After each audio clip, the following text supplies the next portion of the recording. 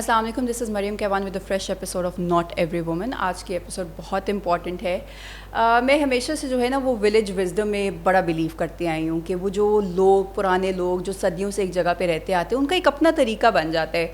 वो शायद सितारों को देख के बता देते हैं बारिश आनी है, बारिश नहीं आनी है। Their own way of reading the weather pattern, their own way of dealing with conflicts, their own way of reading the land. मट्टी, सॉइल देख के पता लग जाता है यहाँ कुछ लगाना है, उगेगा नहीं उगेगा।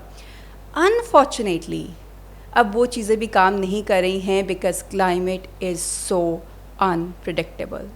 पहले आप प्रिडिक्ट कर लेते थे, अभी मेरा फ़ोन मुझे दिखा रहा है thunder storm outside, but I can't tell you कितनी ह्यूमिडिटी है। Applications are not giving you accurate predictions. Why? What has changed? बहुत ज़रूरी है इसके ऊपर बात करना। साइंटिस्ट तो 15-20 साल से वार्निंग्स दे रहे थे, मगर हम कहाँ सेंसिटाइज होते हैं। और बड़े प्रॉब्लम्स थे, और बड़े इश्यूज थे टॉप प्रायोरिटी पे। So today to talk about this and a lot of other aspects we been joined by an amazing voice. She is an expert, she is not just a climate advocate, she is an environmental scientist. और बहुत सारे लोग हैं जो अभी भी problems तो identify करें, but there is only a handful of people who are working on the solutions, and she is certainly one of them. Dr. Zainab Naeem, अस्सलाम वालेकुम। वालेकुम अस्सलाम। कैसी हैं आप doctor? Thank you so much and thank you for the generous introduction. No बहुत ज़रूरी था because even right now specially आप इंस्टाग्राम पे रील्स देखते हैं, इतनी आपको अवेयरनेस कि आपको लगता है बस प्लानट अभी के अभी ख़त्म होने वाला है, बट देन अगेन सोल्यूशंस नहीं होते। सोल्यूशंस के ऊपर आप काम कर रही हैं, उसके बारे में भी जानेंगे। सबसे पहले तो ये बताएं 2026 अभी का वेदर पैटर्न हमारे पेरेंट्स, ग्रैंड पेरेंट्स के मौसमों से कैसे मुख्तलिफ है? अभी का वेदर पैटर्न ऐसे मुख्तलिफ है कि जैसे अभी आप बात कर रही थी कि पहले तो कम्युनिटीज़ देख लेती थी मिट्टी को देख के, यहाँ तक कि कीड़ों को देख के, जानवरों को सुन के वो असेस कर लेते थे कि वेदर पैटर्न क्या होने वाला है। तो ये जो इंडिजिनस नॉलेज या कम्युनिटी नॉलेज है, ये बहुत ज़्यादा उस वक़्त इन बिल्ट था लोगों में, और इसी पे रिलायंस ज़्यादा थी।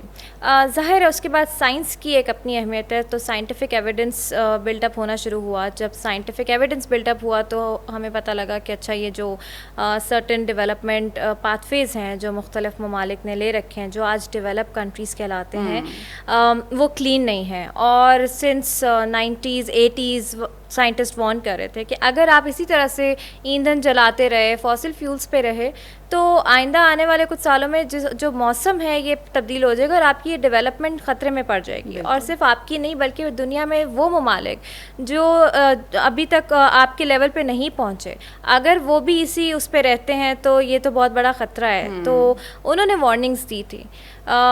लेकिन बदकिस्मती से, और वो जो डेवलप कंट्रीज़ है वहाँ पे ये कम्युनिटी नॉलेज इतना नहीं था।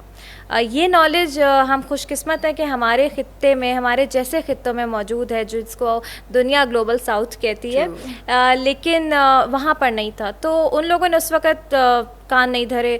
आहिस्ता आहिस्ता करके जब वो तरक्की कर गए, फिर जब दूसरों की बारी आई तरक्की करने की, तो उन्होंने कहा नहीं, इस पे हमें वार्निंग मिली थी, तो अभी आप लोग रुक जाएं। हमने कहा अच्छा ठीक है, हम नहीं करते, तो हमें ऑल्टरनेट बता दें क्या होगा। उन्होंने ऑल्टरनेट बताया जी साफ़ तवानाई और ये सब करें, मौसम बदल रहे हैं, देखें फ़लानी जगह सैलाब आ रहा है, आप ही के घर में सैलाब आ रहा है। हमने कहा ठीक है, हमारे ही घर में आ रहा है, लेकिन आप हमें बताएं कि ये सब, इसको करने के लिए तो पैसा चाहिए। उनका वो उसका बंदोबस्त भी आप खुद ही करेंगे, हमारे पास फ़िलहाल नहीं है। अच्छा, ये भी एक बहुत बड़ा इशू आपने हाईलाइट कर दिया, क्योंकि अभी भी जब भी कॉप्स के, आपने खुद बड़ी दफ़ा कितने साल पाकिस्तान को रिप्रेजेंट किया, उसके ऊपर बात की है। अभी भी जब हमारी डेलीगेशंस जाते हैं तो लगता है कि वहाँ पे एक they have to beg for donations। ये वो कि जो फंड्स मिल रहे हैं, ये पाकिस्तान को कोई फेवर मिल जाएगा अगर इतने % एलोकेशन चली जाएगी इन इश्यूज़ को सॉल्व करने के लिए। Do you not think that is completely unfair to us? अच्छा, I connected with your previous question कि मौसम कैसे चेंज है। सैलाब अक्सर लोग सुनते हैं, अभी भी आप सुनती होंगी, सैलाब पहले भी आते थे। yes. तो इसमें कोई नई बात नहीं है, मौसमियाती तब्दीली ऐसा कुछ नहीं है। हमारी गर्मियों में भी बहुत गर्मी ऐसी एग्जैक्टली तो लेकिन जिस किस्म की गर्मी अब पड़ रही है, देखें एक आम सी मिसाल है, पिंडी इस्लामाबाद की मिसाल, हम यहाँ पे रहते हैं, क्या हमारे बचपन में 51 डिग्री सेल्सियस का हीट इंडेक्स हमने सुना था कि ये टेम्परेचर पहुंचेगा? जैकोबाबाद का सुना हुआ था कि वहाँ पे इस तरह से क्या यहाँ पे सैलाब आते थे?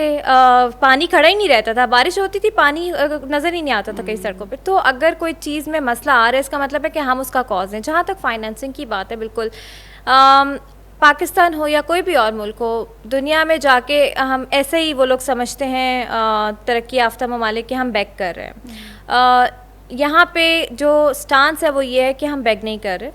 हमारा, अगर आप चाहते हैं कि हम उस रास्ते पे ना चलें जिस पर आपने चल के तरक्की की, जो कि साफ क्लीन डेवलपमेंट पाथवे नहीं है, तो फिर जाहिर है हमें उसके लिए सपोर्ट चाहिए, वो नॉलेज चाहिए जो आप यूज़ करके ऑल्टरनेट पे गए हैं, वो कैपेसिटीज़ चाहिए जो आपके पास हैं, और इस सब के लिए फाइनेंसिंग रिक्वायर्ड है, जो कि हमारा राइट है। जाहिर है you have stopped us from doing taking the same pathway, right? So then we need finance, और वो रेपरेशन है, that is our right. Paris agreement में ये इंश्राइंड प्रिंसिपल है कि तरक्की याफ्ता ममालिक, तरक्की पजीर ममालिक को सपोर्ट करेंगे।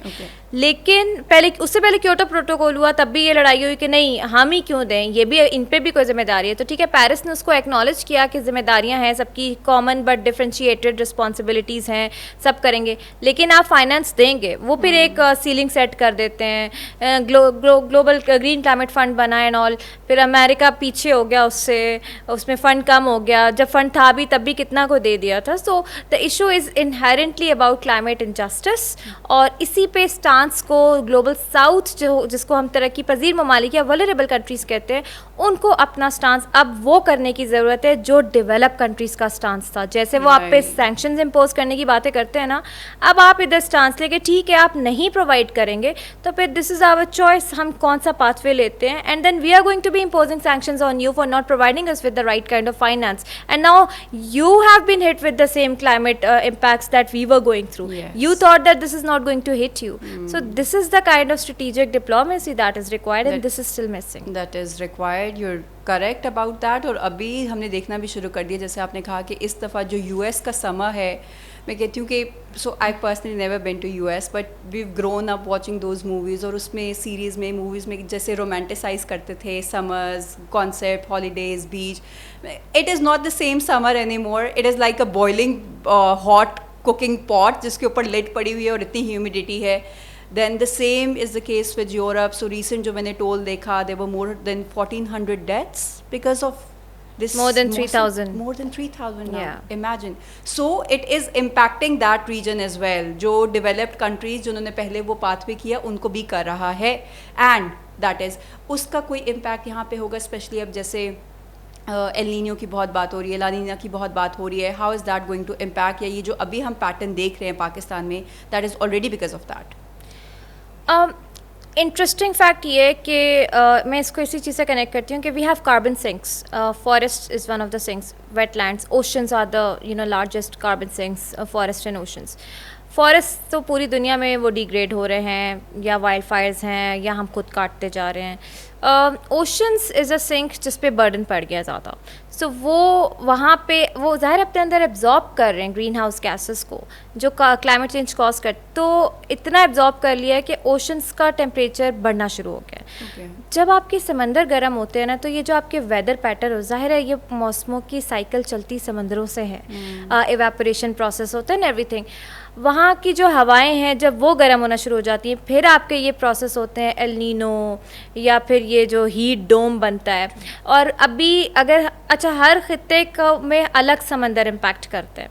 अब जैसे पैसिफिक ओशन है, उसको दुनिया के लिए आप समझे एसी इन्वर्टर का काम करता है। वो वहाँ पे ट्रेड विंड्स होती हैं या हवाएं होती हैं, वो डिस्ट्रीब्यूट करता है गर्म पानी towards Asia, towards Australia and even towards USA। अब वहाँ पे जब एल नीनो स्टार्ट होता है, उसका मतलब होता है कि वहाँ का टेम्परेचर 0.5 डिग्री सेल्सियस से बढ़ गया। लेकिन अभी जो सिचुएशन है, और El Nino it's a natural process, ठीक है, वो होता है, कुछ सालों बाद आता है, रिपीट होता है, फिर ख़त्म हो जाता है, फिर कुछ साल बाद आता है, इतना जल्दी नहीं आता।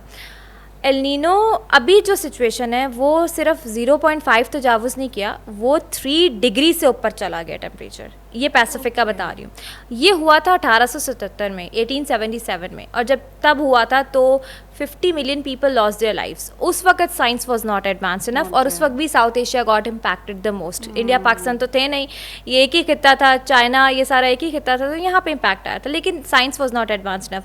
और इसी एल नीनो का इम्पैक्ट अमेरिका की साइड पे होता है कि वहाँ पे हरिकेन्स और टॉर्नेडो स्टार्ट हो जाते हैं। अभी ये बावी का आप सुन रही होंगी, रोटा आइलैंड्स को इम्पैक्ट कर गया, तो ये शुरू हो जाते हैं जब एल नीनो आता है। और अच्छा, ये तो हमारा खित्ता हो गया। एल नीनो यहाँ पे गर्म हवाएं लाता है, कहत साली लाता है, लेकिन क्योंकि बे ऑफ बंगाल से मानसून भी शुरू हो जाती है, फिर हमारे मुल्क में वेस्टर्न डिस्टर्बेंस से भी बादल आते हैं, तो क्या होता है कि जब गर्म हवाएं आती हैं तो पहाड़ी इलाकों में जब मानसून के बादल आते हैं तो एकदम से गर्म हवा टकराती ठंडी हवा से, वो क्लाउड बस्ट हो जाता है। वो फिर नॉर्मल बारिश नहीं होती, वहाँ पे एकदम ग्यारह बारिश शुरू हो जाती है, छोटे रेडियस पे एकदम शदीद बारिशें। और ये आपकी कोस्टल बेल्ट पे भी होते हैं जहाँ अरेबियन सी का मॉइस्चर होता है एल नीनो की वजह से। तो बारिश ना एल नीनो में ये नहीं कि बारिशें नहीं होती, नंबर ऑफ रेनी डेज में कमी आ जाती है, लेकिन इंटेंसिटी उसकी इंक्रीज हो जाती है। दैट्स वाई योर एनडीए में इस प्रेडिक्शन के 22% इंटेंस बारिश वो इससे कंसिस्टेंट है। अब जो यूरोप की बात है, यूरोप का भी मसला यही हुआ है कि फ्रांस के आसपास और यूरोप के आसपास जो समंदर हैं, छोटे समंदर, बाल्टिक सी है, नॉर्थ सी है, वहाँ पे एनॉमली रिकॉर्ड हुई मई में। टेम्परेचर मैं तो अभी 3 की बात कर रही हूँ ना, वहाँ 6 डिग्री पे पहुँचा है। और ये कोपरनिकस मरीन सर्विसेज का सैटेलाइट डेटा है जिसने रिकॉर्ड किया, यूरोपियन एनवायरनमेंट एजेंसी ने इसको रिपोर्ट किया है। 6 डिग्री सेल्सियस अगर समंदर गर्म हो गया, इसका मतलब है कि हवाएं टूट गई हैं, कमज़ोर हो गई हैं, और वहाँ पे जो गर्म हवा है वो ट्रैप हो गई है और ठंडी हवाओं के बीच में। तो जिस हिस्से में वो ट्रैप होती है उसमें शदीद गर्मी पड़ती है, जिसमें आपका ब्रिटेन है, जिसमें आपका बाकी यूरोप का एरिया है। तो वहाँ जो टेम्परेचर एक्सीड कर रहा है, उनका इंफ्रास्ट्रक्चर बना हुआ है सर्दियों के हिसाब से, हीट इंसुलेशन है, खिड़कियाँ, ये बड़ी बड़ी जालियाँ, रोशनदान आपको वहाँ पे नहीं नजर, अंदर ट्रैप्ड हीट है, एग्जैक्टली, एयर कंडीशनर्स का कॉन्सेप्ट ही नहीं है। So I have been there Austria में, वियना में, आई हैव सीन दैट। और मतलब वहाँ पे हमारा जैसा इंसान जब जाते तो उसको लगता है दम घुट जाएगा अगर यहाँ गर्मी पड़े, but they were not prepared. They always thought कि उनके घरों में ज़्यादा से ज़्यादा सैलाब आ जाएंगे या सर्दी में शायद कमी आ जाए या एकदम से सर्दी बढ़ेगी, गर्मी का कॉन्सेप्ट नहीं था। दैट्स वाई उनका जितना इन्वेस्टमेंट क्लीन एनर्जी में ये सब फेल हो गई, क्योंकि वो सिर्फ अपने घर में इन्वेस्ट कर रहे थे अपने हिसाब से, और वो बाकी उनको ये नहीं पता था कि अगर साउथ एशिया में एल नीनो हिट कर रहा है तो ये हमें भी कर सकता है, इसलिए हमें साउथ एशिया में भी इन्वेस्ट करने की ज़रूरत है। सो वही एल नीनो जो पैसिफिक में बना, यूरोप वाला एल नीनो, ये कंबाइन होके आ गए किधर, यूएसए में। So it's a double heat dome in USA. And US leadership, Donald Trump says climate change is a hoax. So these are the challenges. दुनिया जब इन्वेस्ट, सिर्फ मैं पाकिस्तान में, पाकिस्तान डेवलप कंट्री और हम सिर्फ पाकिस्तान के अपना घर ठीक रखें, वो कहते हैं not in my backyard, NIMBY concept. So if you don't consider for your neighbours, for others, it's going to impact you one way और दी अदर। और ये बहुत बड़ी आपने जो है वो चीज़ कह दी, क्योंकि लोगों का अमूमन यही होता है कि जब तक कोई मसला हमें हिट नहीं कर रहा, हमारे दरवाजे पे दस्तक नहीं दे रहा, तब तक कोई मसला नहीं है। सो मच अगर पैसिफिक में कुछ हो रहा है तो वो तो वहाँ पे है, हमारा उससे क्या लेना देना। You are accurate about that. और ये मैं वो हमेशा वो चीज़ कहती हूँ कि देखें, आप लैंड को तो बाउंड्री बना के बता देते हैं कि इतना लैंड ये कंट्री है, इतना लैंड ये कंट्री है, ये कॉन्टिनेंट है, बट ऊपर in the air there are no boundaries. Air when it goes up in the air it is going to impact every. True. अच्छा, हमने भी बहुत सारी डेवलपमेंट के चक्कर में रिसेंटली देखा बहुत सारी हाउसिंग सोसाइटीज़ डेवलप होना शुरू हो गई, जिसकी वजह से obviously we did cut down on a lot of trees. Then again जहाँ जगह मिली वहाँ सोसाइटी बना ली, फिर वो दरिया के ऊपर थी या वो प्रॉपर लैंड था, नहीं देखा गया, बट अनफॉर्चुनेटली सारी की सारी चीज़ें बह गई। और उसके बाद डिबेट आना शुरू हुई कि क्या ये गवर्नेंस का इशू था, कि आपको पहले नहीं पता था, कैसे परमिशंस मिली, what do you think is the issue? इसके पीछे पाकिस्तान में स्पेशली अभी तक 2025-2026 में भी अभी तक हम इन मसलों के ऊपर बात कर रहे हैं। How ironic, why? So I'll just connect it with research because essentially I'm a researcher, हमें रिसर्च पे नज़र रखनी होती है और कि नरेटिव का क्या इशू है। सो कल येल यूनिवर्सिटी की एक रिसर्च आई है, ऑल्दो जो कि प्राइमरी रिसर्च है that is under review, but उन्होंने ब्लॉग पब्लिश किया और वो रिसर्च कह रही है कि जो anti meridional oscillation current, amok, जैसे ये होती हैं समंदरों की करंट्स होती हैं, जैसे पैसिफिक में करंट्स है, वो मैंने बताया गर्म पानी डिस्ट्रीब्यूट करती हैं साउथ एशिया खित्ते में। वैसे Atlantic meridional current, Atlantic ocean की ये करंट है एमॉक, जो डिस्ट्रीब्यूट करती है गर्म पानी टुवर्ड्स यूरोप, स्पेशली सर्दियों के मौसम में। कहा जा रहा है कि वो करंट जो है वो कोलैप्स कर रही है, और अगर वो करंट कोलैप्स कर जाती है तो यूरोप में 22 से 24 डिग्री सेल्सियस टेम्परेचर कम हो जाएगा सर्दियों में। सो इट इज़ एक्सपेक्टेड कि ग्लोबल कूलिंग या रीजनल कूलिंग का फिनोमेना शुरू हो जाएगा। अच्छा, अब लोग कह रहे हैं कि चलो गर्मी तो पड़ी रही लेकिन सर्दी भी आ रही है, तो ये तो क्लाइमेट चेंज नहीं है। लेकिन द साइंस बिहाइंड इज कि अगर आप मुसलसल ग्लोबल वार्मिंग बढ़ती जाएगी, मुसलसल क्लाइमेट एक्शन वीक होता जाएगा, तो एक्सट्रीम सर्दी भी आएगी और वो भी आपको वैसे ही इम्पैक्ट करेगी। शदीद सर्दी में फूड इनसिक्योरिटी होती है, इकोनॉमिक ब्रेकडाउन होता है, लोग काम नहीं कर पाते। तो इट इज़ नॉट कि ये क्लाइमेट चेंज नहीं है, this is getting impacted because of climate change. तो खुदा ना खासा ये हो गया तो लोग तो यहाँ तक कह रहे हैं आइस एज हम शायद देख लें, but it's going to create wreck havoc on the global economy. So अब ये नरेटिव की बात है। पाकिस्तान का इशू ये है कि हम लोग भी उस आस में बैठे हुए हैं कि शदीद गर्मी पड़ती है, सर्दी भी तो पड़ती है। आपको याद होगा 2022 में जनवरी में मरी का इंसिडेंस, इतनी बर्फ़ पड़ी थी, लोगों की डेथ हो गई थी। लेकिन उसके फ़ौरन बाद हमने बाहर का मौसम नहीं देखा था, एल नीनो शुरू हो गया था। एल नीनो शुरू होने की वजह से मुसलसल हीट वेव्स थी और ये चित्राल साइड पे ग्लोफ शुरू हो गया था। उसके और उस वक्त की जो क्लाइमेट मिनिस्टर थी शहरी रहमान साहिबा, उन्होंने ट्वीट किया था कि ग्लोफ स्टार्ट हो गया, हम एक्सपेक्ट कर सकते हैं कि इस दफ़ा फ्लडिंग जो है वो ज़्यादा होगी। तो और क्योंकि मौसम ऐसे है, जैसे ही एल नीनो ख़त्म हुआ तो लानीना है एल नीनो का ऑपोजिट प्रोसेस, वो अपने साथ पैसिफिक से ज़्यादा बादल लेकर आता है, लानीना शुरू हो गया। जो सुपर मानसून या मानसून ऑन स्टीरॉइड्स जिसको कहते हैं वो हमने देखी, ठीक है।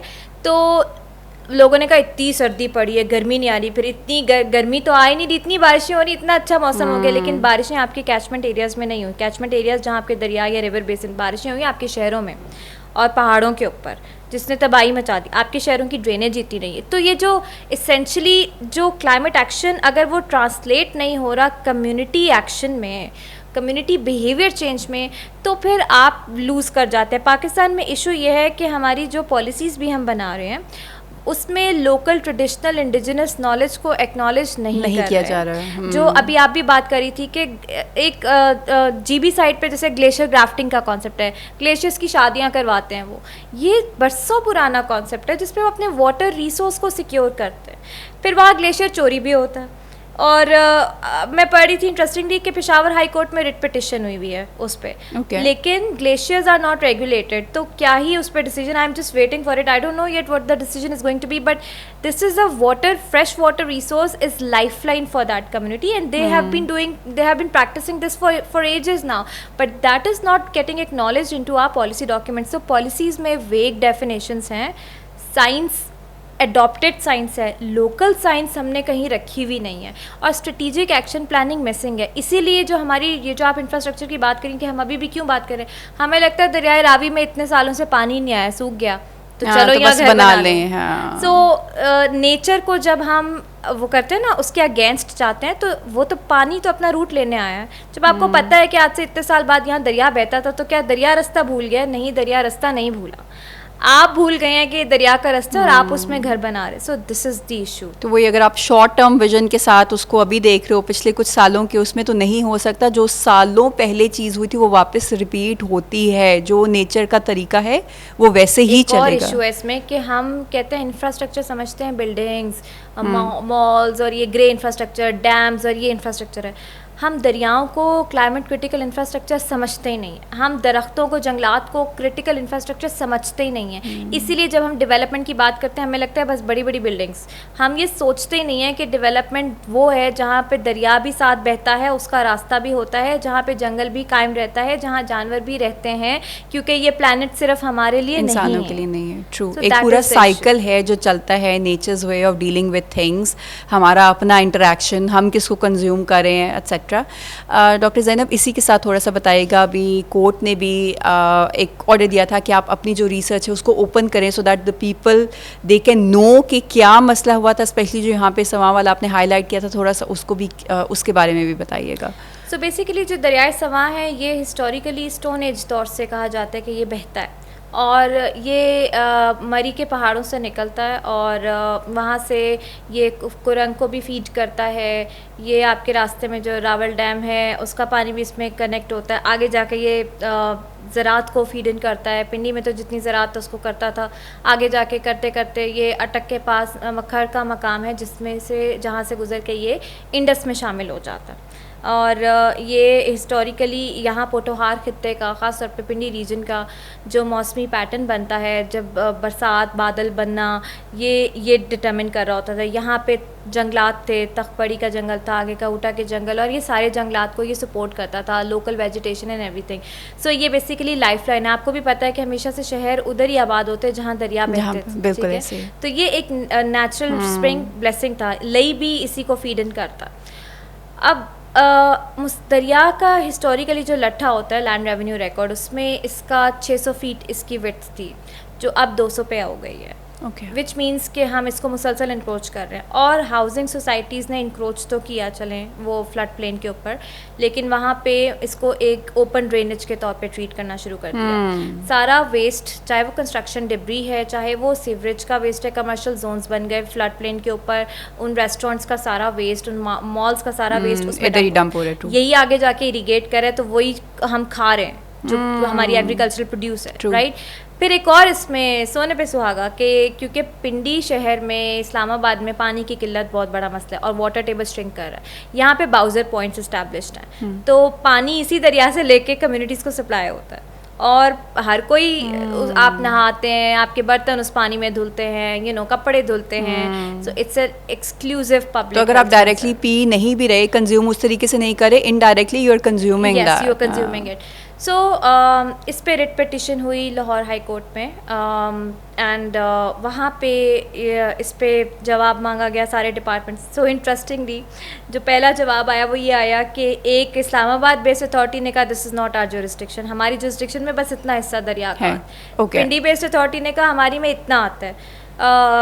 EPD गॉट ऑल्सो इन्वॉल्व कि ये तो लाहौर हाई कोर्ट की जुरिस्डिक्शन ही नहीं है, सुने, ये इन्वायरमेंटल ट्राइब्यूनल का केस है। But this was essentially public interest litigation. Then there were different responses from different authorities. So what I learned from it was कि अच्छा environment को हम jurisdictions में फंसा के मामला ही ख़त्म कर रहे हैं और कॉम्प्लिकेट करते हैं। दरिया को किसी बॉर्डर का नहीं पता और क्लाइमेट को किसी बॉर्डर का नहीं पता, जंगल हमने वहाँ से काट दिए। देन कोर्ट ने, आई एम ऑनर्ड कि उन्होंने मुझे अपॉइंट किया इसके कि मैं एक्सपर्ट रिसर्च इसमें प्रोड्यूस करूँ, इसकी स्टडी करूँ और इन्वायरमेंटल इकोलॉजिकल असेसमेंट प्रोड्यूस करूँ। तो जब मैंने स्टडी करना शुरू किया और उसमें GIS एनालिसिस से पता लगा कि उसका पूरा रेंज लैंड यहाँ का वो बैरन हम कर रहे हैं, बैरन लैंड को छोड़ा ही नहीं, दरिया के अंदर तक इंक्रोचमेंट है और सारा। तो उस पे जो है फिर ये डिसीजन आया कि एक तो इंक्रोचमेंट्स के जो हाउसिंग सोसाइटी उसको कहा गया कि आप इस पे जवाब सबमिट करवाएं। अभी they are yet to respond, but one of the key areas, और उस पर ये कोर्ट का डिसीजन था कि दरिया जो है वो essentially is not, flood plain is not an area जहाँ पे आप कंस्ट्रक्शन करें। सो वो दरिया का रूट है। सो ये एक ऐसा डिसीजन है जो कि रिकग्नाइज करता है फ्लड प्लेन को as a critical climate infrastructure और it is not meant for any human activities. So अब मसला सिर्फ समा का नहीं है, मसला है आपका मलीर दरिया का, लियारी दरिया का, मसला है रावी का, मसला है जितने दरिया शहरों में बहते हैं उन सब का, ये उन सब पे इम्पोज होता है। और इंटरेस्टिंगली ऐसा नहीं कि हमारे लॉज मौजूद नहीं थे, पंजाब में भी लॉ मौजूद है, river flood plain encroachment act, KP में भी है, हर जगह है, लेकिन नफाज नहीं है। पहाड़ी इलाकों में देखें, पहाड़ों की एज पे जहाँ पे वो बरसाती नाले गुजरते हैं उधर हमने इंफ्रास्ट्रक्चर बनाया हुआ है, तो फिर लोग क्यों ना, अल्लाह माफ़ करे, उनकी डेथ्स क्यों ना हो या घर क्यों ना बह जाएं। आपने कोई वो उनको प्लानिंग करके दी भी नहीं है ना। तो यहाँ पे एक कोर्ट्स की तरफ से रिकग्निशन आई एक इन्वायरमेंटल क्रिटिकल इंफ्रास्ट्रक्चर की, and I think if this gets enforced, this has to be, this is a decision now. So this is one of the efforts that we have put into securing our floodplains and also securing our rivers that are the blue buffers that are essential for sustaining life. If a river dies, समा को मैं यही कहती हूँ, the dying river, तो if a river dies, यहाँ पे जितने मर्जी शहर आबाद कर दें नहीं हो सकेंगे आबाद। राइट और इसके साथ फिर और बहुत सारी चीज़ें एसोसिएट हो जाती हैं, जैसे आपने कहा पानी की ऑलरेडी किल्लत है, हम बहुत सारे केसेस देखते हैं, diarrhoea, cholera, hepatitis C, these are directly linked with contaminated water. आपके रिवर्स में जब हम गंद मचाएंगे तो फिर यही होगा। देन मैं हमेशा बात करती हूँ मैटरनल डिहाइड्रेशन, आपके ह्यूमैनिटेरियन लेवल पे चले जाएं तो देयर इज़ नो एंड, वो मतलब फिर दिल दहला देने वाली चीज़ें हैं। बट अनफॉर्चुनेटली लोग ये डॉट्स कनेक्ट नहीं करते कि कहाँ उनकी छोटी सी गफलत, कहाँ एक छोटी सी गलती से इतने बड़े बड़े कॉन्सिक्वेंसेस उनको देखने को मिल सकते हैं। थोड़ा सा इस पर बात कीजिएगा। हम जब भी क्लाइमेट की बात करते हैं तो बहुत सारे लोगों को अभी भी ये लगता है दरख्त क्यों काटा था, एक दरख्त लगा दो। एक तो मुझे प्लीज़ बताइएगा, जो दरख्त हमने इतने बड़े बड़े काट के उसकी जगह नए दरख्त लगाते हैं, क्या उसका इम्पैक्ट बैलेंस आउट हो जाएगा? Is that okay? दूसरा ये कि अभी भी बहुत डिबेट आ जाती है, आप किसी स्पेशली पॉलिटिशियन से बात करो तो आता है हमारी हुकूमत ने तो ये पास किया था, ये डैम बनाने का कहा था, फिर ये हो गया, फिर वो हो गया। So there is a lot of putting the blame on one and other, solutions की तरफ नहीं आया जाता। ये भी बताइएगा, क्या डैम्स अगर बन जाते तो हमारी सिचुएशन बेहतर होती, या क्या अभी भी अगर हम डैम्स बना लें तो हम बेहतरी की तरफ जा सकते हैं? Is that the solution? देखिए मरियम, जब एक 50-60 साल पुराना दरख्त आप काटते हैं ना, तो उसकी जगह उतने साइज़ का दरख्त लगाएं, फिर भी बात है कि वो इवन ऑफ होता है कि नहीं होता। Thank you so much for saying that. तो ये तो हमने 1960s में हमने एक गड़बड़ की, ठीक है, हमने पेपर मलबेरी लगा दिया इस्लामाबाद में। लेकिन पूरी दुनिया में हे फीवर एलर्जीज़ होती हैं, पूरी दुनिया में। मुझे कहीं से कोई एक ऐसी प्रेसिडेंट्स बता दीजिए जो सेट टू यू जहाँ पे मैस चॉपिंग की गई हो क्योंकि पब्लिक हेल्थ कंसर्न। भाई पब्लिक हेल्थ कंसर्न तो आपके दरिया भी हैं ना, फिर जिनको आप गंदा कर रहे हैं उस पर क्यों नहीं इस किस्म का एक्शन होता? So no, and I am not sorry when I say this कि इस बार जो हीट वेव आई है इस्लामाबाद में, वो सब अकाउंटेबल होने चाहिए जिन्होंने जस्टिफाई की थी मैस चॉपिंग, ठीक है, क्योंकि ये हीट वेव 51 इंडेक्स इस्लामाबाद में कभी नहीं हुआ। ये कोई ग्लोबल क्लाइमेट चेंज को ब्लेम नहीं अब करें, लोकलाइज फैक्टर है। पिछले साल जो अचानक शदीद यालाबारी हुई, कितने लोगों की गाड़ियाँ बाइक्स टूट गई, ठीक है, वो लोकलाइज इवेंट था, ओनली बिकॉज इतना कॉन्क्रीटाइजेशन आप कर चुके हैं कि heat, urban heat island effect बढ़ गया है, ठीक है। तो आप मुसलसल पुराना दरख्त का, अच्छा फिर सिर्फ पेपर मलबेरी भी नहीं कटा ना, उसके साथ और दरख्त भी कट गए। एविडेंस मौजूद है, WWF की पूरी पिक्टोरियल एविडेंस की रिपोर्ट है कि कौन से पुराने दरख्त भी साथ कटे। फिर कुछ लोग कहते हैं जी मलबेरी तूत कहते हैं, तूत पे परिंदे नहीं आते। Oh my god, that's the worst lie. ऐसा कैसे हो सकता है? There is a lot of evidence जिस पे माइनस, तोते और मुख्तलिफ जो ये होते हैं, फख्ताएँ होती हैं, वो बैठते हैं, उसका फल खाते हैं। जो और थर्ड एस्पेक्ट कि इसमें भी फीमेल स्पीशीज से पॉलन नहीं फैलता था, मेल स्पीशीज से पॉलन फैल। फिर कोई कहता है अब क्या अब हम इस पे लगते हैं कि हम मेल काटें या फीमेल काटें, वो आइडेंटिफिकेशन क्यों नहीं? ओवरऑल क्यों नहीं? This is extremely important. कोई बिल्डिंग गिरानी होती है तो सारी उसका मामला होता है, कोई आपने बनानी होती है, सारी उसकी असेसमेंट्स होती। तो दरख्त काटने के वक्त ये सारी असेसमेंट्स क्यों नहीं हुई? फिजिबिलिटी असेसमेंट्स क्यों नहीं हुई? So I think this is extremely priorities का मामला है। अब यहाँ पे मेरा आपसे सवाल है, आप और मैं बैठे हुए हैं, आपको पता है कि आपके मुल्क का सबसे बड़ा डेवलपमेंट इशू अब क्लाइमेट है। एक सैलाब, एक हीट वेव, आपका GDP ख़त्म है, ठीक है, बिल्कुल। तो ग्रोथ होती नहीं है, वो आपका उस पर चले जाते हैं, आप माइनस में चले जाते हैं। आप क्या ऐसे लोगों को प्रायोरिटाइज करेंगी जिनका क्लाइमेट चेंज प्रायोरिटी नहीं है? यूथ बल्ज है मुल्क में, 70% यंगस्टर्स हैं। आपका अगर political agenda is not aligned with climate और एंटी क्लाइमेट ड्राइव्स अगर हुई हैं, so are you going to support dam? Strategic storage के लिए ज़रूरी है, स्ट्रेटिजिकली आप जिस खित्ते में बैठे हुए वहाँ आपके पास स्टोरेज नहीं है, लेकिन ज़रूरी नहीं है कि आपने बड़े ही डैम्स बनाने हैं। रोद कोई का पानी आता है, उसके आगे चेक डैम्स बनाएं, आपके वाटर गवर्नेंस इंप्रूव करें, ग्लेशियर रेगुलेट करें, जहाँ ज़रूरत है, जहाँ बन सकता है बनाएं, किसने रोका है? लेकिन वाटर गवर्नेंस में जो सूबों को पानी जाता है, किस सूबे को कितना पानी जा रहा है, वो मैनेज कैसे कर रहे हैं, उनकी अकाउंटेबिलिटी भी तो है ना। पानी चोरी कैसे कंट्रोल कर रहे हैं, आबियाना सिस्टम पे बात करें, ठीक है, कम्युनिटीज़ को साफ़ पानी वो दे रहे हैं नहीं दे रहे। तो जब आपके वाटर अपॉर्शनमेंट रिकॉर्ड में ये चीज़ें नहीं हैं, तो फिर सूबों की लड़ाई किस बात पे है? एक कैनाल बनाने पे कोई सूबा क्यों लड़े? एक बात है ना, सूबे आपस में क्यों लड़ें? आप ये तो चेक करें कि जो पानी दिया हुआ है उसकी मैनेजमेंट कैसे हो रही है, ये क्यों नहीं चेक हो रहा? इस पे लड़ाई बनती है ना कि भाई इस सूबे ने तो मैनेज ही नहीं किया, तो इसके स्टेक्स क्यों है इतने? जो पानी दिया जा रहा है वो ही मैनेज नहीं हुआ इनसे, तो मजीद पानी पे क्या बहस कर रहे हैं? This is the point, right? So you need to think things through when we talk about climate agenda. इसमें सिर्फ जंगलात लगाना इज़ नो एजेंडा।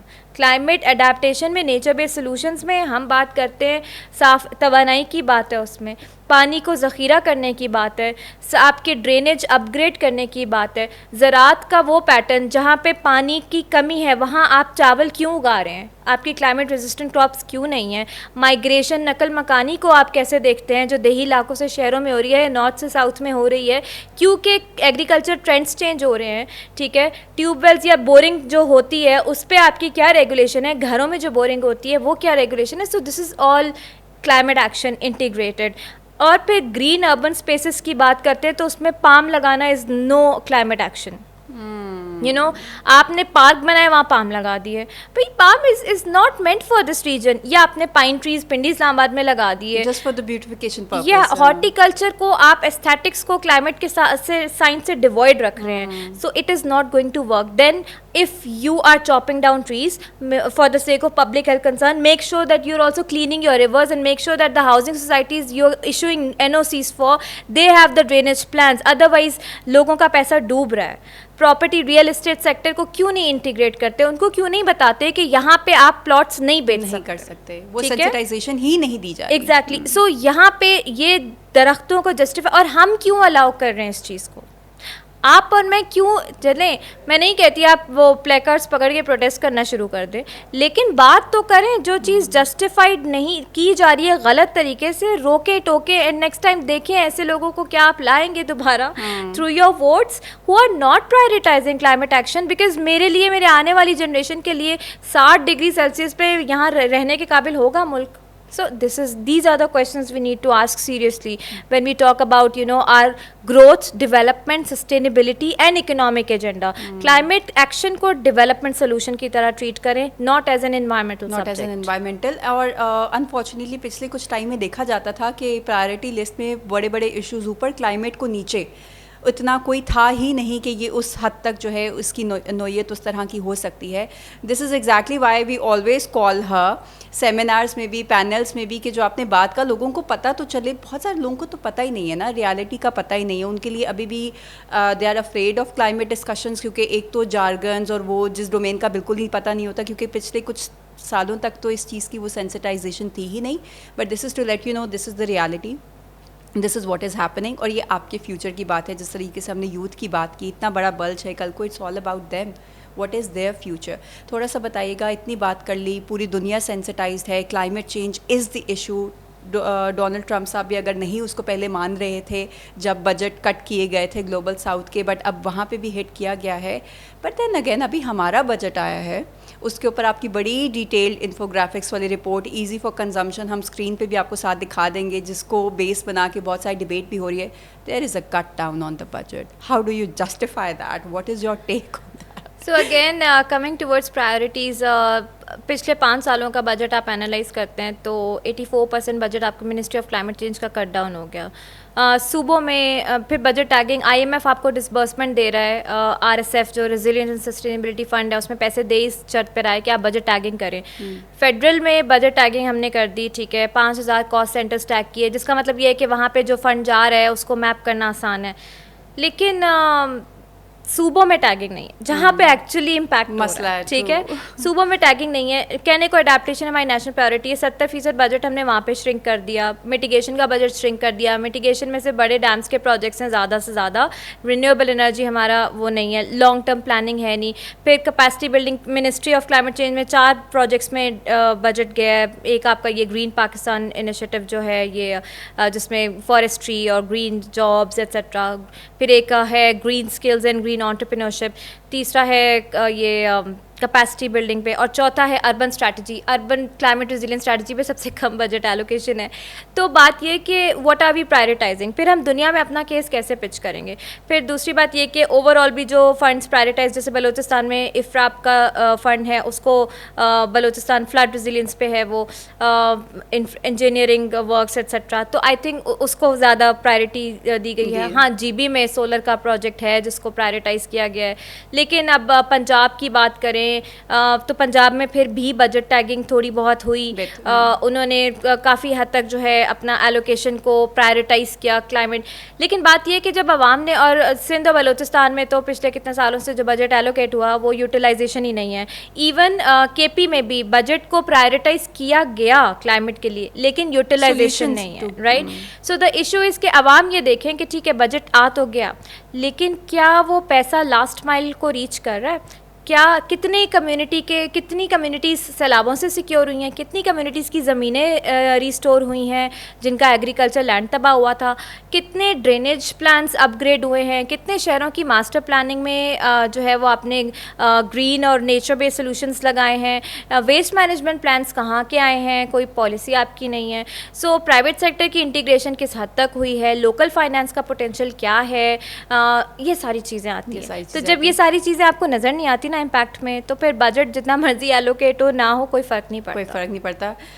थोड़ा सा मैं आपसे जानना चाहूँगी on a personal side, on a lighter side, Zainab what were your aspirations? बचपन में क्या था, बड़े होके मैंने क्या करना है? क्योंकि अभी भी हम एनवायरमेंटल स्टडीज़ की भी बात करते हैं तो बहुत सारे लोगों की प्रायोरिटी नहीं होती थी क्योंकि उनको लगता नहीं था कि ये भी कोई फील्ड होगी जो इतना जाएगी। What did you want to become when you were a child? और कहाँ से ये शौक़ आया, कहाँ से ये सेंसिटाइजेशन आई टूवर्ड्स दीज टॉपिक्स? बचपन में पेरेंट्स, बाकी लोग पूछते हैं क्या बनना है, कभी कोई कहता है टीचर, डॉक्टर, मैं भी ऐसे कहती थी। मेरे पेरेंट्स हमेशा एक बात कहते थे, स्पेशली मेरे ग्रैंड पेरेंट्स का बहुत रोल है, मेरे दादा दादी, स्पेशली माय दादा। I was the eldest grand child, तो वो हमेशा कहते थे अच्छा क्या बनना है, क्या? तो मैंने कहना कभी डॉक्टर, कभी टीचर या साइंसदान, तो उन्होंने कहना बेटा सबसे पहले अच्छा इंसान बनना और आपका मकसद होना चाहिए इंसानियत की खिदमत। उस वक़्त समझ में नहीं आती थी कि इंसानियत की खिदमत, लगता था बस डॉक्टर बन के ही हो सकती है। लेकिन आहिस्ता आहिस्ता जब मैं बड़ी हुई, मेरे टीचर्स का बहुत रोल था कि एक चीज़ जो टीचर्स कहते थे कि जब एक विज़न है ना तो तुम्हारा जो विज़न है अचीव कर लोगी, विज़न रखो। जब मैं कॉलेज यूनिवर्सिटीज़ में आई तो मुझे याद है जब मैं यूनिवर्सिटी में थी, हम पढ़ रहे थे, पेरिस एग्रीमेंट आया उन दिनों, तो बड़ा फेडअप होके मैंने अपनी एक टीचर से कहा, मैंने कहा क्यों पढ़ रहे हैं पॉलिसीज़ जब मेरा कोई हाथ ही नहीं होना है इस पॉलिसी में जो बनेगी, तो मैं क्यों पढ़ूँ इसको ना। तो उन्होंने कहा कि अगर वाकई में तुम्हारा है माइंडसेट है कि तुमने चेंज कुछ लाना है तो इस चीज़ को ऐसे पढ़ो कि इसमें क्या फ्लॉ है और तुम क्या चेंज कर सकती हो। मुझे think of achieving the impossible का विजन दिया गया बचपन से। और एक तो मेरे घर में ये भी ट्रेंड था, बुक रीडिंग का बहुत ट्रेंड था। I was an avid reader. मुझे याद है ग्रेड 5 में आई रेड शेक्सपियर के सारे ड्रामे मैंने पढ़ लिए थे। एलियट पढ़ा एंड डिकिंस पढ़ा, एंड देन हिस्ट्री में मुझे बहुत इंटरेस्ट था। हिस्ट्री साउथ एशिया की, मेरा बड़ा डाइवर्स किस्म के इंटरेस्ट है। साइंस में मैं तब आई जब I opted to study environmental sciences, not out of के मेरा मेडिकल में नहीं हो, बट बाय चॉइस। अच्छा, मेडिकल में हो के मैंने चॉइस, और ये चॉइस मेरे फादर ने करवाई थी। अभी मेरे फादर ने कहा इसका बहुत स्कोप है आगे, एंड एवरीथिंग पेरेंट्स गाइड करते हैं। अदरवाइज मुझे ये भी नहीं पता था कि यूनिवर्सिटीज़ में आप कैसे अप्लाई करें। मैंने कहा अच्छा ठीक है, let's see if he says. I trusted his choice, and when I joined I think that was one of the best decisions. And then because of encouragement from my parents, my sister, family and of course teachers, मैं इस field में आई। लेकिन एक जो inquisitive nature होती है ना सवाल करने की, वो हमेशा से रही। मैं न्यूज़ पे अगर कोई टॉक शो मेरे दादा देख रहे होते थे या मेरे फादर देख रहे होते थे, तो 4-5 क्लास में मैं थी, मैं डिस्कस ज़रूर करती थी हो क्या रहा है। तो इसीलिए वो जो पॉलिटिकल इकोनॉमी है चीज़ों की, उसकी एक अंडरस्टैंडिंग है। तो अल्हम्दुलिल्लाह जो एक इनकरेजमेंट चाहिए होती है वो मिली फ्रॉम एल्डर्स भी, teachers and even my friends. So we used to discuss ideas more than other things. So I think मैं डेफिनेटली आपको उसका ज़्यादा क्रेडिट दूंगी क्योंकि नॉर्मली लोगों का वो एप्टीट्यूड नहीं होता। आप सवाल पूछती थी, चीज़ों को सरफेस लेवल पे नहीं देखती थी, टीचर्स से, मेंटोर से वो गाइडेंस भी ले रही थी। वरना टीचर्स क्यों देंगे भाई, इतने सारे स्टूडेंट्स होते हैं, वो खुद देख लेते हैं जो जिसको असल में वो इंटरेस्ट है, जो खुद दिलचस्पी दिखा रहे हैं, जिसका अपना वो है, तो ओनली लेकिन एक चीज़ थी, पाकिस्तानियत बहुत कूट कूट के भरी हुई थी। और वो एक चीज़ यही सीखी थी। फिर लोग इस चीज़ को सुपरफिशियल कहते हैं कि मेरा यही पॉइंट होता है कि अगर मैंने अपने मुल्क को कुछ दिया नहीं ना, तो मेरा सवाल नहीं बनता कि मेरे मुल्क ने मुझे क्या दिया। So as a citizen I need to give something back, I need to try, at least मैं अपनी कोशिश तो करके देखूं।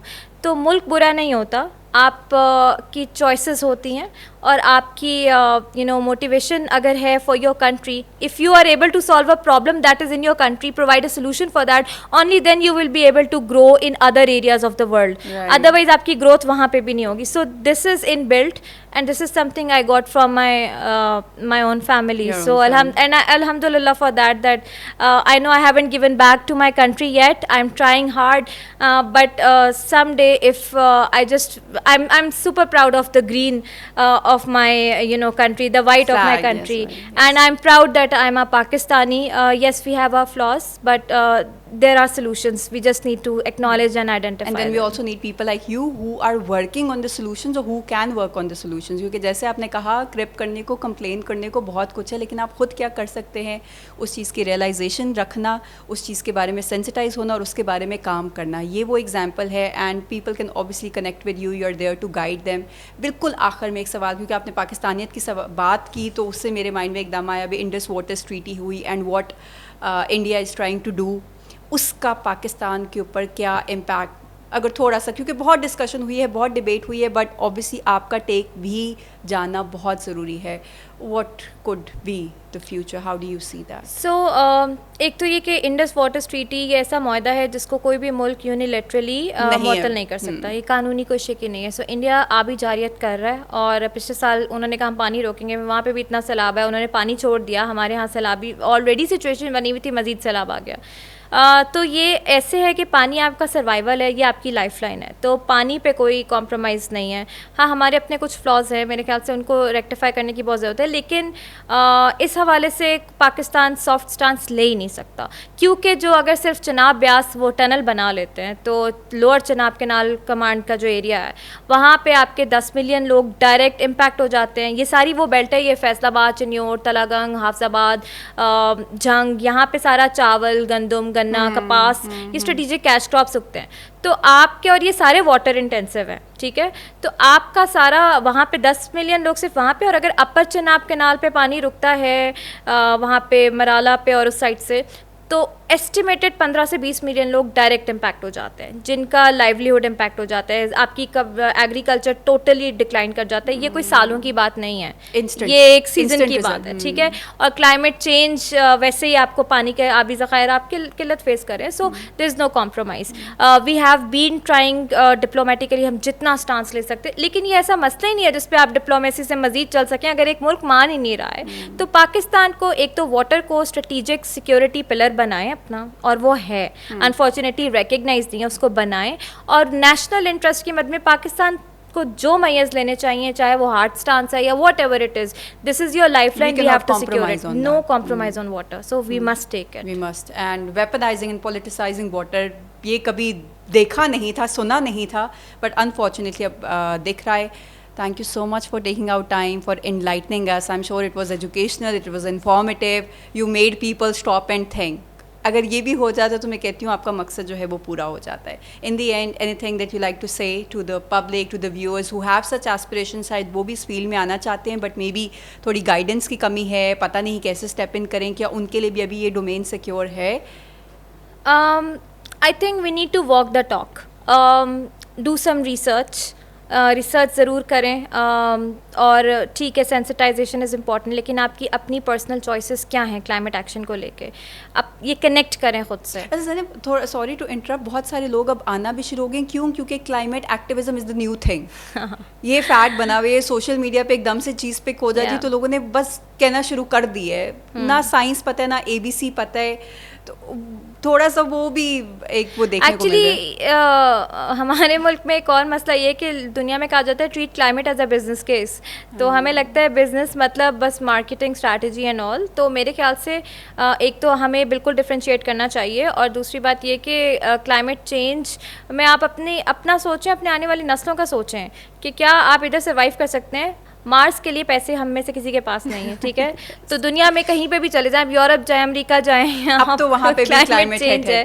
तो आप इस खित्ते को रहने के काबिल कैसे बना सकते हैं, उसके बारे में सोचें। तो रियलिस्टिक होकर सोचें, अपनी चॉइसेस के बारे में सोचें। देखें, अगर आप पैदल चल के जा सकते हैं तो जाएं। ये छोटी छोटी बातें हम स्कूल्स में पढ़ते हैं, पौधे लगाएं, गमले लगाएं, ठीक है। लेकिन एक चीज़ है बैलेंस, इत्तेदाल पसंदी। तो रिसोर्सेज हैं या आपकी लाइफ के डिसीजंस हैं, उसमें बैलेंस ज़रूर रखें और अपनी नस्लों को भी बताएं कि ये क्या मामलात हैं। आप आजकल के बच्चों को प्राइमरी लेवल पे ट्रेन करें। पानी ज़ाया करना सिर्फ गुनाह नहीं है, अगर हम ज़ाया करेंगे तो क्या होगा, ठीक है। तो ये सारी चीज़ें होनी चाहिए और इसको इन प्रैक्टिस होनी चाहिए, सिर्फ थ्योरीज़ में नहीं। दूसरी बात ये कि अपने डिसीजंस देखें कि हाँ, सही को सही और गलत को गलत कहना सीखें। जहाँ पे जो चीज़ गलत है सो है।